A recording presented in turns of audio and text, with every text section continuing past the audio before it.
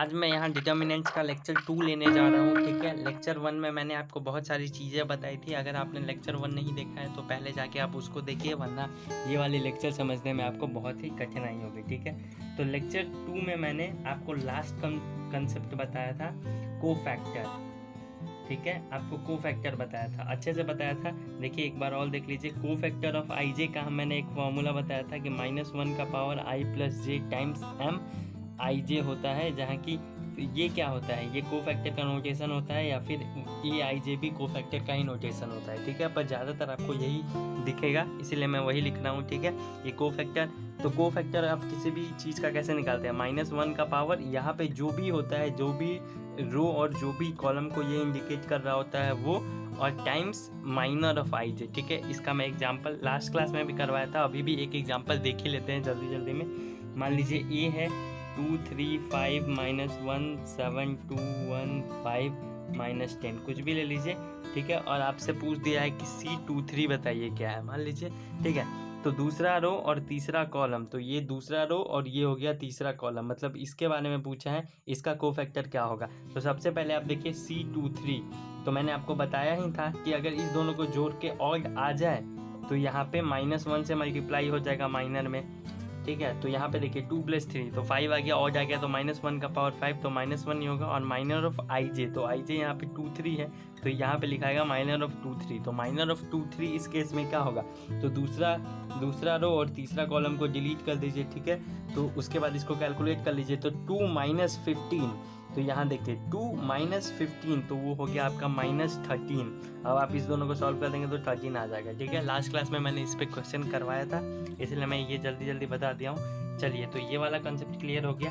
अब मुझे एक और चीज़ बताना है। आप कोई भी अच्छे बुक को अगर खोलेंगे तो वहाँ पे आपको कोफैक्टर में ये वाला पॉइंट ज़रूर मिलेगा, ये मैं आपको बता रहा हूँ। मान लीजिए कि एक कोई भी मैट्रिक्स है, मान लीजिए A11 A12 A13 A21 A22 और A23 A31 A32 और A33, मान लीजिए ये ए मैट्रिक्स है कोई।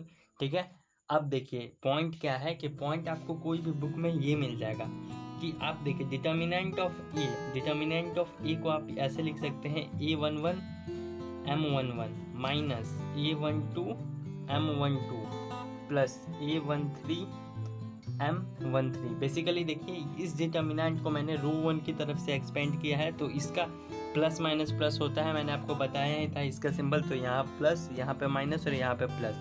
अब देखिए बहुत लोग तो सोच रहे होंगे कि यार मैंने सीखा था कि डिटर्मिनेंट को तो ऐसे करते हैं A11 प्लस के साथ, और फिर इसको डिलीट करते हैं और ये दोनों को मल्टीप्लाई करके और माइनस टाइम्स ये। तो देखिए M11 का भी तो मतलब वही है। M11 क्या होगा, इस दोनों को डिलीट कीजिए ये और माइनस ये।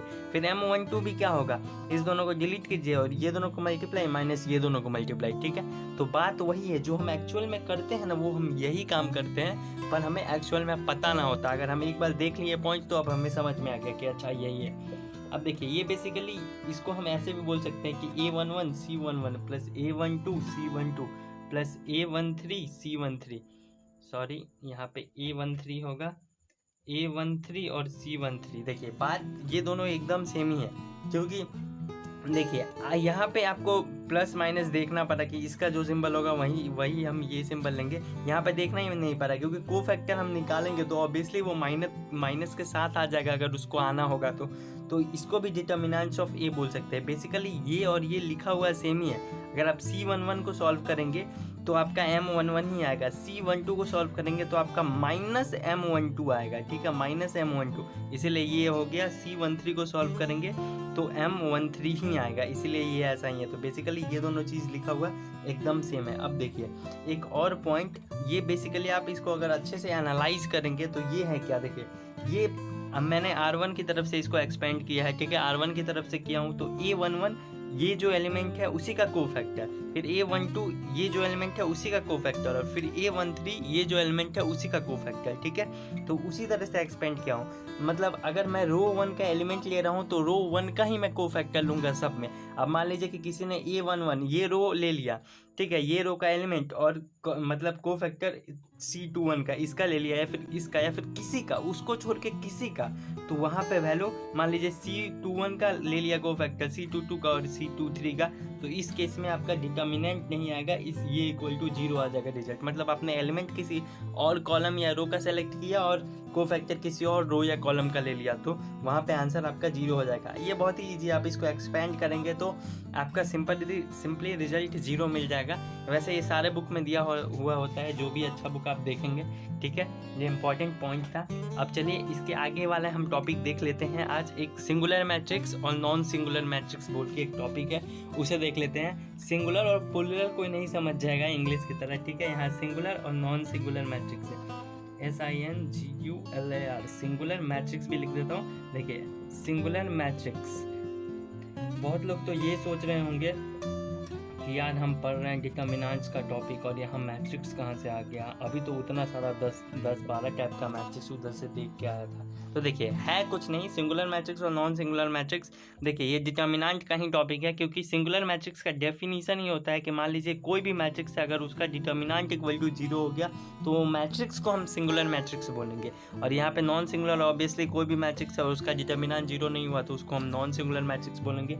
ये एक पॉइंट है, याद रखिएगा। बोर्ड हमेशा इस पे क्वेश्चन पूछता है, और कैसा क्वेश्चन पूछता है चलिए वही देख लेते हैं, ठीक है। तो देखिए क्वेश्चन क्या पूछता है, मान लीजिए कि वो ए दे दिया 5x + 1 2 3 -1, मान लीजिए ये कोई मैट्रिक्स दे दिया वो, और आपसे पूछा कि ए का कौन से वैल्यू के लिए, नहीं सॉरी, ये क्वेश्चन आपसे पूछेगा कि बताइए find the value of x, x का वो वैल्यू बताइए जिसके लिए ये मैट्रिक्स आपका सिंगुलर मैट्रिक्स हो जाए। तो आपको सबसे पहले यहाँ कंडीशन ऑफ सिंगुलर मैट्रिक्स लिखना पड़ेगा। कंडीशन ऑफ सिंगुलर मैट्रिक्स ये होता है determinant of A equal to 0, तो आप डिटर्मिनेंट ऑफ ए निकालिए। तो यहाँ 2/2 का है तो मल्टीप्लाई कर लीजिए, तो 15x + 3 माइनस, और इसको मल्टीप्लाई कीजिए तो -2, तो ये इक्वल टू 0 हो जाएगा, ठीक है। अब देखिए 15x और 3 + 2, तो ये 5 इक्वल टू 0, तो यहाँ से आपका x क्या आ जाएगा, x आ जाएगा -1/3, ठीक है। तो ये हो गया आपका इस केस में आंसर, यहाँ पे आपका x आ गया -1/3 और यही हो गया आपका आंसर। मतलब अगर हम x का वैल्यू -1/3 इस क्वेश्चन में पुट कर देते हैं तो ये वाला मैट्रिक्स सिंगुलर मैट्रिक्स हो जाएगा। ऐसे बहुत सारे क्वेश्चन पूछता है बोर्ड, ठीक है। अब चलिए एक और मतलब कन्फ्यूजन होता है, ज़्यादातर लोगों को इसमें कन्फ्यूजन होता है क्योंकि वो मैट्रिक्स इतना ना पढ़ लिए होते हैं कि वो डिटर्मिनेंट्स में मिक्स मैच हो जाता है। जैसे देखिए एक सबसे जनरल कन्फ्यूजन ये है कि मान लीजिए x 2 3 और 5 ये कोई मैट्रिक्स नहीं, डिटर्मिनेंट है। देखिए ये इक्वल टू अगर किसी को दे दिया होगा 2 5 3 और पूछ दे, नहीं मान लीजिए कि यहाँ 3 और यहाँ 5 है, ठीक है। तो बहुत लोग इतने फ्लो में होते हैं, देखिए क्वेश्चन थोड़ा इधर उधर हो जा रहा है, यहाँ मान लीजिए 5 यहाँ पे 1 है, ठीक है। तो बहुत लोग इतने फ्लो में होते हैं कि वो देखते ही नहीं है, वो मतलब अगर क्वेश्चन पूछा है कि x का कौन सा वैल्यू के लिए ये मतलब कंडीशन होल्ड करेगा, तो बहुत लोग देखते ही हैं, बहुत लोग बस इतना मतलब ये वो होता है ना, क्या बोलते हैं, मैट्रिक्स में मैंने पढ़ाया था कि कॉरस्पॉन्डिंग एलिमेंट सेम होगा तभी मैट्रिक्स सेम होगा। तो बहुत लोग इस पे ध्यान ही नहीं देते कि ये डिटर्मिनेंट्स पूछ रहा है, ठीक है, ये मैट्रिक्स नहीं पूछ रहा है, यहाँ आपका डिटर्मिनेंट पूछ रहा है। और डिटर्मिनेंट पूछ रहा है तो उसको पहले सॉल्व करेंगे और इसको भी सॉल्व करेंगे और तब इक्वेट करेंगे। बहुत लोग डायरेक्ट x = 1 डाल के आ जाते हैं और वो आंसर गलत हो जाता है, ठीक है। फर्स्ट टाइम में मतलब मैंने भी ये गलती किया था, मैंने ध्यान नहीं दिया था फर्स्ट टाइम में। फिर मैंने जब देखा कि यार मैंने उतना सारा मैट्रिक्स का क्वेश्चन सॉल्व किया और यहाँ तो डिटर्मिनेंट की बात चल रही है, तो इसको आप मल्टीप्लाई कीजिए, डिटर्मिनेंट की तरह सॉल्व कीजिए, तो 3x - 10 = 5 - 6, तो यहाँ हो जाएगा 3x = ये -1 और इधर से ये आएगा तो 10, तो 10 - 1 हो जाएगा आपका 9, तो यहाँ पे x = 3, तो यहाँ पे देखिए x = 3 के लिए ये दोनों सेम हो रहा है, ठीक है। आप यहाँ डाल के देखिए, अगर आप 3 डालेंगे तो 9 - 10, तो इधर भी -1 और इधर भी आपका -1 आया था, तो यहाँ x = 3 के लिए आपका ये दोनों ये कंडीशन सेटिस्फाई कर रहा है। लेकिन बहुत लोग डायरेक्ट एलिमेंट कंसीडर करेंगे और मार के आ जाएंगे आंसर, तो वो गलत हो जाएगा। ये ऑब्जेक्टिव मतलब बोर्ड में भी जो ऑब्जेक्टिव आता है उसमें ऐसा क्वेश्चंस आते हैं और इसमें बच्चे फंस जाते हैं बहुत बार, ठीक है, मतलब ध्यान नहीं देते या जो भी बोलिए, ठीक है। तो ये हो गया, मतलब ये मैंने आपको सारा बता दिया। अब देखिए रिवाइज मैं एक बार शुरू से कर देता हूँ, मतलब जो चीज़ आपको याद रखना है, ठीक है।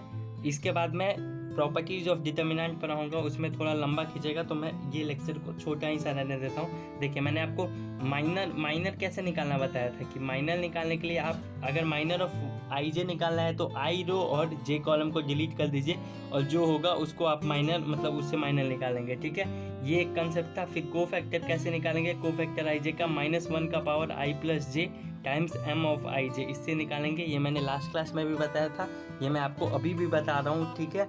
उसके बाद मैंने आपको वो 2 पॉइंट्स बताया, ठीक है। उसके बाद मैंने आपको यही बताया कि सिंगुलर मैट्रिक्स, ठीक है, सिंगुलर मैट्रिक्स का condition determinant of A equal to 0।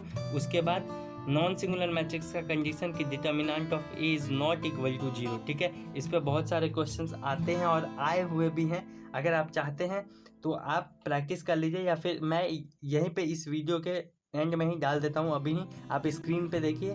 ये सारे क्वेश्चंस आप प्रैक्टिस कर लीजिए, ठीक है। ये सारे प्रीवियस ईयर्स में आए हुए हैं। और उसके बाद आपका ये टॉपिक समझिए, ये बहुत आसान है और आपका ये टॉपिक पूरा कंसेप्ट ये क्लियर हो गया। अब चलिए नेक्स्ट लेक्चर में हम देखेंगे कि डिटर्मिनेंट्स कैसे निकालते हैं, ठीक है, मतलब प्रॉपर्टीज़ क्या है डिटर्मिनेंट्स का और प्रॉपर्टीज़ का यूज करके डिटर्मिनेंट्स कैसे निकालते हैं, ठीक है। तो चलिए आज के लिए बस इतना ही, मिलते हैं आपसे नेक्स्ट वीडियो में।